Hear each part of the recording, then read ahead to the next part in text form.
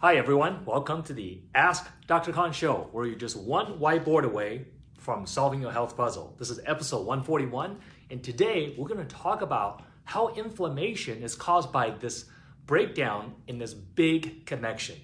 What is that big connection?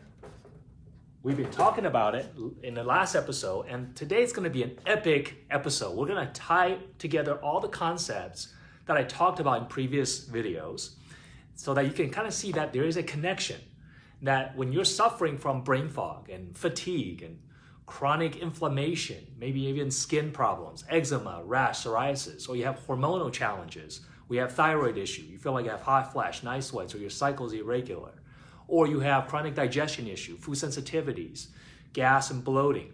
Maybe you have chronic chemical sensitivity, where you feel like you're not processing chemical very well, when you're sensitive to scents and smell. See, these are all signs of the breakdown in the brain-immune-gut connection.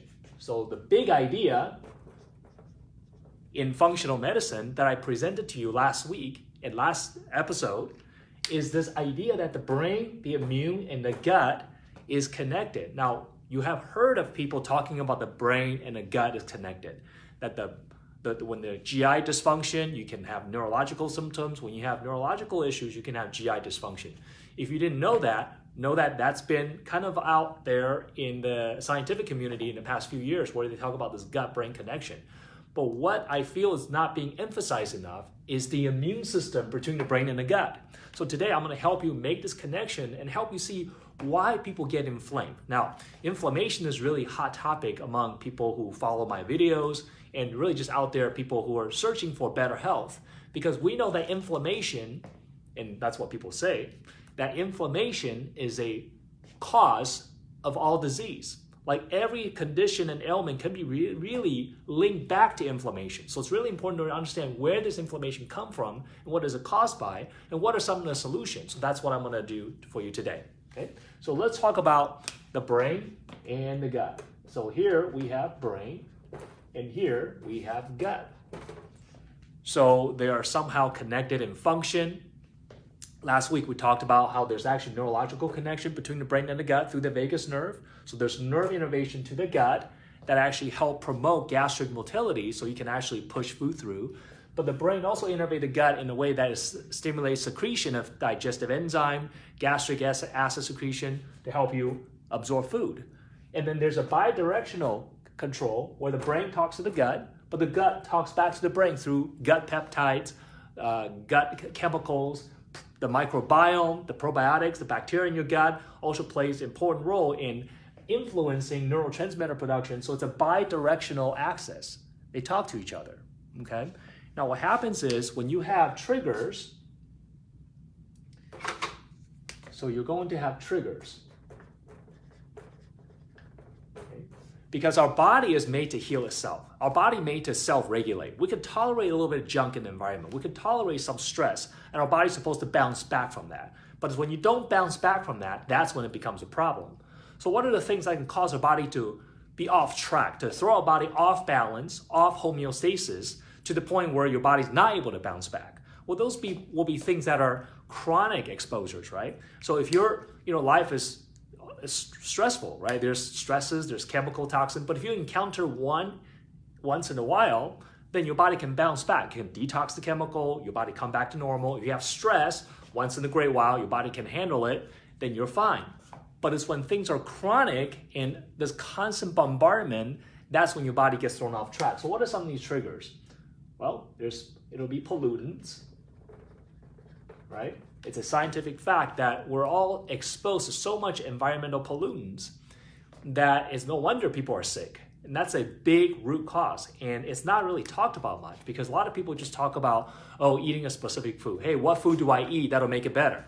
Well, it don't matter what food you eat, because if you're exposed to some kind of pollutant, it doesn't really matter what food you eat. Well, I shouldn't say that it kind of matters, because if you eat the right food, you're going to decrease inflammation load, you're going to decrease toxicity. For example, if you eat organic, you eat cleaner food, it's going to reduce the amount of chemical coming from food, but that does not reduce the amount of chemical that you're exposed to in the environment, and that's a big problem. And that's a big focus in our practice, to help people identify these toxicities and pollutions so that you can actually start to look for ways to detox. We do that through bioresonance detox. We actually do detox strategies through supplementations, nutraceuticals, homeopathics, multiple strategies, okay? So that's important. And then we have toxins. What's the difference between them? Well, pollutants will be things that we throw into the environment. And then toxins will be things that maybe we produce. There are biotoxins, things that our body produce. They're toxins produced by infections. So, when we're talking about pollutant and toxin, we're talking about things from an environmental perspective, plastic, phthalates, BPAs. We're talking about heavy metal toxicities like mercury, lead, arsenic. You'd be surprised how often I find that through testing. See, you don't know what you don't know. So how do you know that you have fatigue, you have energy issue, you have inflammation, and you have autoimmune disease or thyroid problem? How do you know that's not due to environmental toxin? If your doctor never even brought that up or even tested with you. You don't know that. So then what happens is you're having these pieces of the puzzle that's not being solved, and you're wondering why you're not feeling well, and you continue to hit the wrong button, meaning, hey, just dispense more medication to me. Push this button to dispense more medication or take more supplement. Well, that ain't the button, maybe. Maybe it's something else you got to do, right? You don't know unless you have to test it. That's why you got to work with someone like me who can help guide you and run the appropriate tests and give you this roadmap and really walk you through it, okay? So pollutants, toxins. Obviously, you may have food sensitivities. And you may be reacting to certain food. Again, how would you know if you didn't go through a process of identifying these, either through a lab test or through some type of elimination, provocation diet? You got to work with someone to help you identify these things. Another thing that can happen is infection.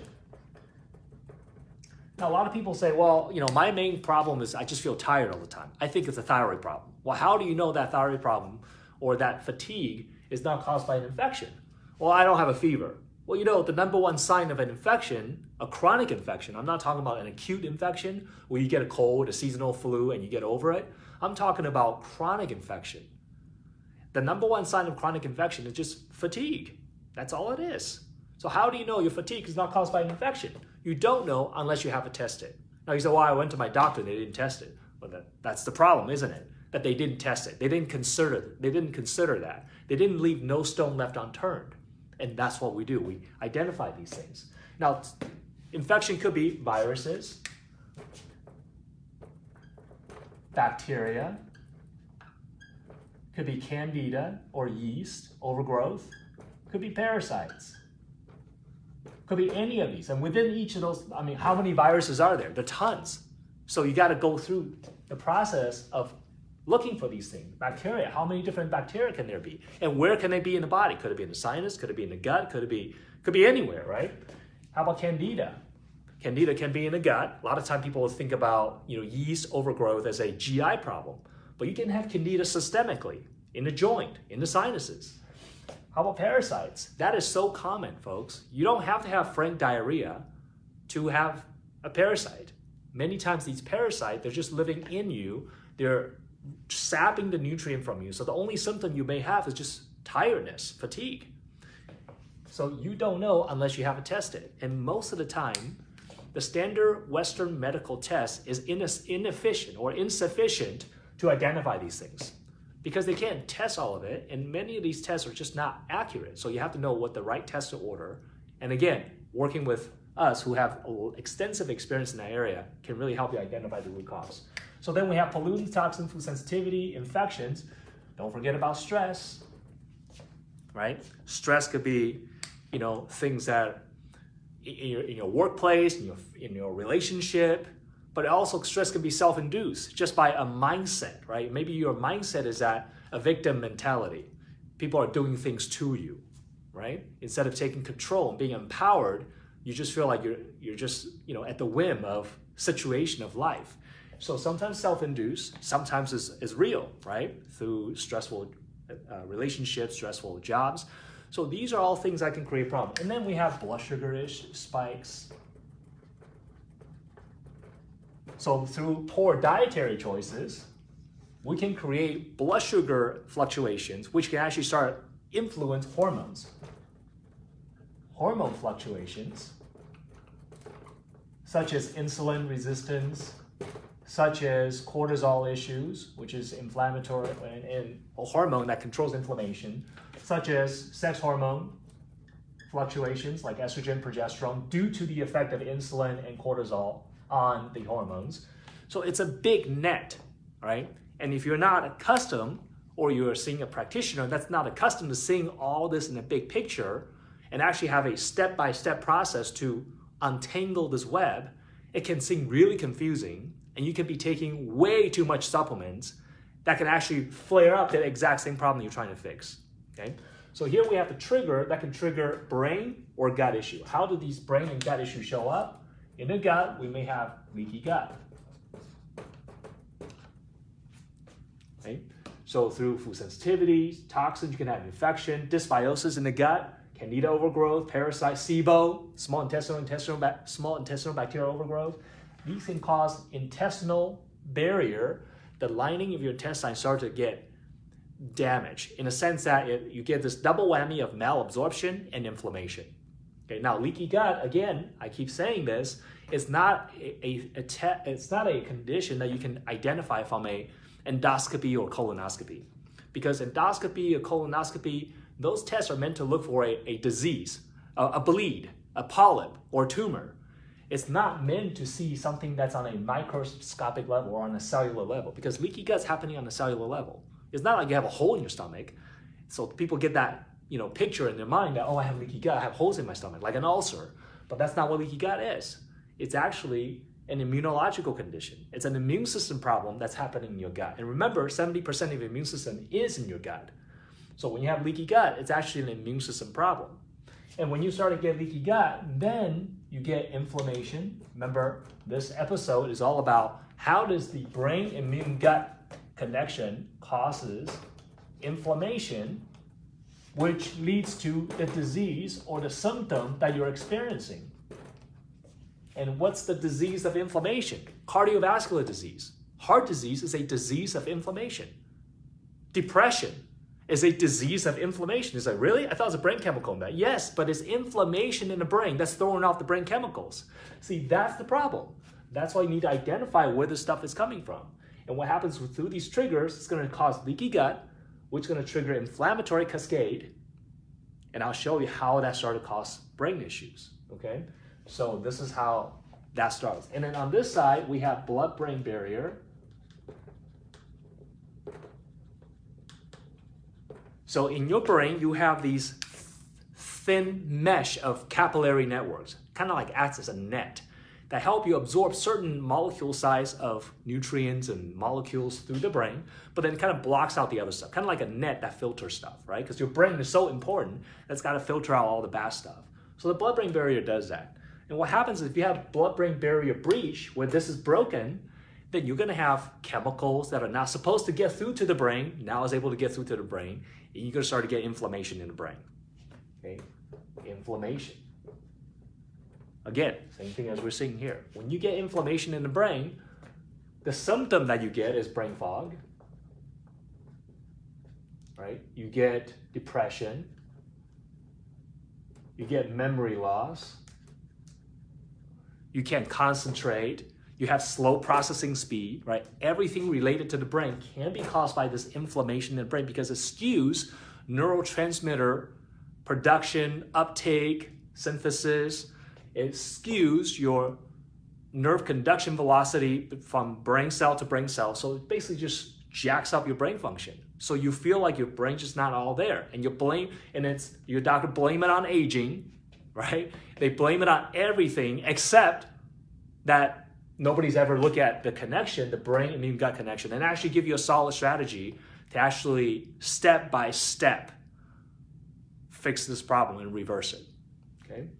So here we have the brain and the gut causing their symptoms, and people think it's disparate and separate, but when in fact it's the same.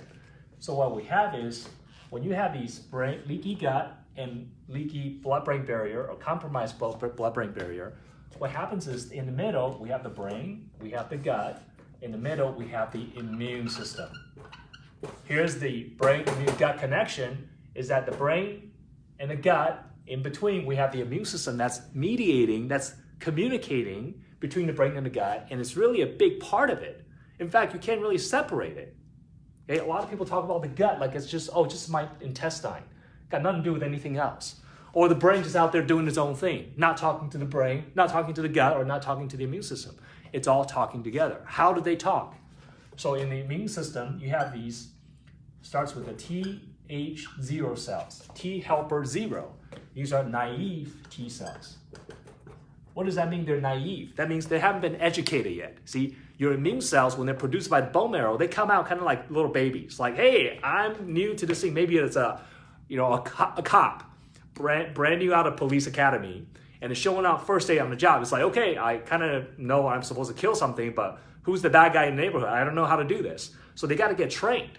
They get trained to learn, okay, this is a virus, I'm going to attack that. This is my own body, don't touch that, right? So you don't get autoimmune. So these naive T cells will start to mature.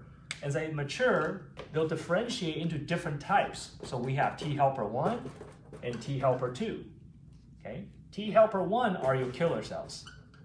It'd be like these cops are trained to be like SWAT team guys, right? They got like the badass weapons. They can go in and actually kill the bad guy and protect you. And T helper 2s are like the antibodies. They produce antibodies, okay? They're B cells. So they're kind of like the police, they're kind of like the spotter for the sniper, right? They spot the bad guys, and these guys pull the trigger. So they work together to protect your body. And these two things, they have to work in a balance. And I equate it to a teeter-totter. So let's say this is the center or the balance of the teeter-totter, and these are the T helper 3 system, and they're called the T regulatory cells. And these cells are the most critical because they actually control the volume knob on this to say how much you want the killer cells to go out and how much you want antibody cell production. And this really controls, to a large extent, your inflammatory propensity, your autoimmune propensity, your immune system function. These guys are, as the term implies, they regulate things. You got to make sure that's working properly, okay? And when these things get either due to nutrient deficiency or you have way too much stress and triggers that your body just cannot overcome because you can only do so much before you break down, right? You don't have unlimited resources. Your body's going to start to break down, and then you start to get this skew. Either you become Th1 dominant or you become Th2 dominant. So you become inflamed this way or you inflame this way. And it's different patterns for different people. And this is really what helps control it. And then when this doesn't work, you end up triggering the T helper 17 system, right? All these TH means T helper cells, different types of T helper cells, starting with the naive T cells. The T helper 17 system controls what's called a nitric oxide system. And if you go back to my YouTube channel at Dr. Peter Kahn or my Facebook page at Hope Integrative Wellness, you're going to see the episode on the Nobel Prize winning gas that you probably never heard of, which is nitric oxide. This is important because there's one specific type called the INOS. Inducible nitric oxide is the one that triggers inflammation. So what happens is when this whole cycle breaks down, it's going to lead to more inflammation. So this is how, when you have this brain immune gut connection, through the exposure or excess triggers that your body cannot overcome, sort of trigger this inflammatory response. And I'm going to show you with a red marker how this is connected. So when you have these triggers, what happens is the trigger itself can damage the blood-brain barrier. Certain viruses, certain chemicals, concussion, like an injury, can damage the blood-brain barrier. And when that happens, then the damaged blood-brain barrier can cause the immune cells to start to shift. Actually, within this, I left something out here. There are these NF-kappa B. Okay? So these are actually immune messengers that act inside your DNA to trigger an inflammatory response. Okay? So these guys are like the final common pathway for inflammation. So there's that in there as well. And what happens is when you have inflammation in the brain, that this triggers the NF-kappa B to become activated. This started to mess with this and trigger this whole cascade of this inflammation. Or you can go this way, where you have food sensitivity, you have gut infections, you have stress, and these things can actually cause leaky gut. And that leaky gut, through that inflammatory process, will start to trigger this NF-kappa B, start throwing off your Th1, Th2 balance, mess with your regulatory T cell function. You start to produce the bad form of nitric oxide, which leads to inflammation.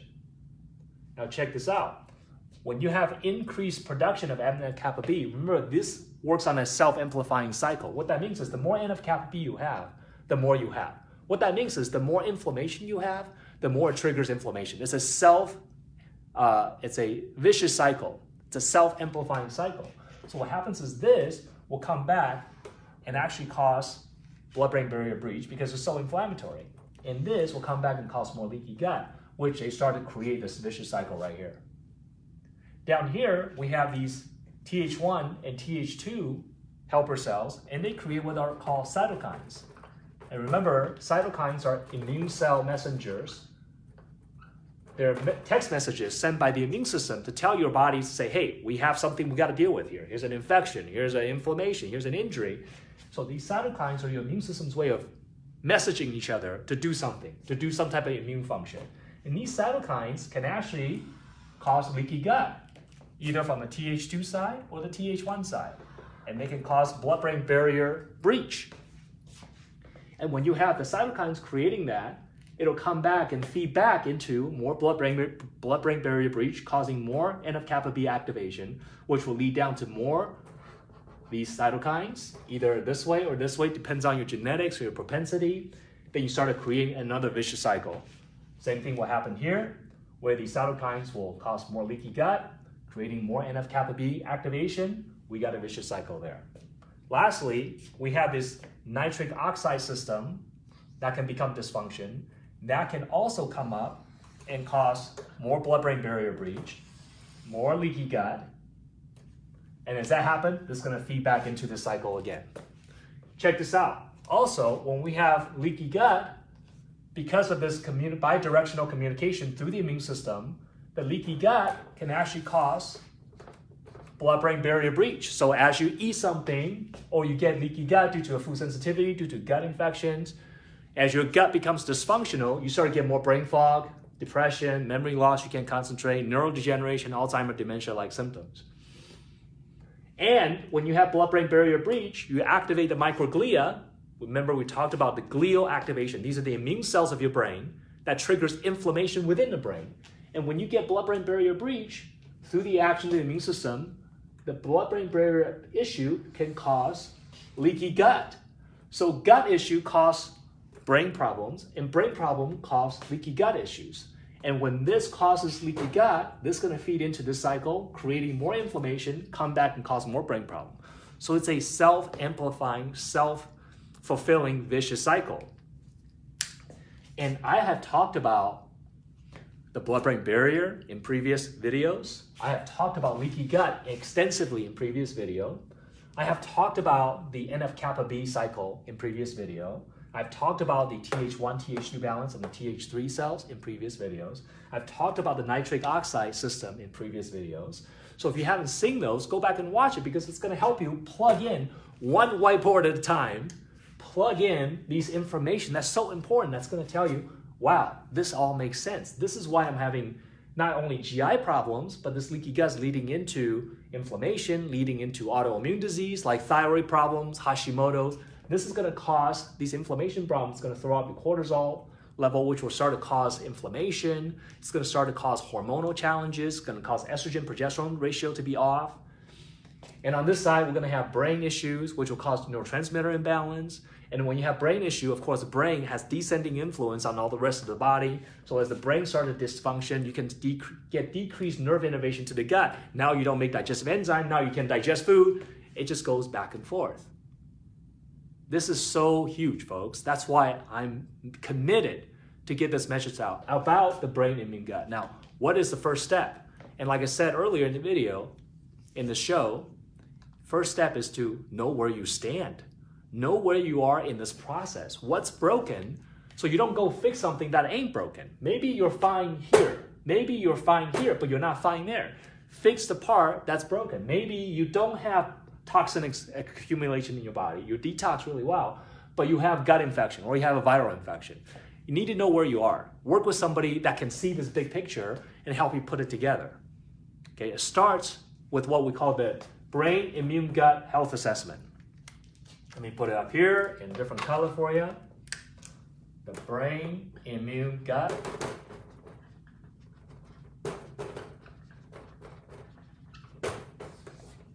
The Brain Immune Gut Health Assessment starts with a saliva test, easy to do at home test. This will measure if you have any challenges with brain issue, antibody to specific tissues in the brain. It's going to tell you if you have antibody to specific tissue in the gut, to tell you if you have leaky gut. It's going to tell you if you have sensitivity to specific type of foods like gluten, dairy. Now, it's not a comprehensive food test where it tests 100 different foods. It's going to test the few major culprits: gluten, dairy, corn, egg, and so forth. It's going to test if you have antibody reaction, immune system reaction to metals, which we talked about earlier, toxins, to mercury and mixed metals. It's going to also measure if you have immune reaction to a certain type of chemical like BPA.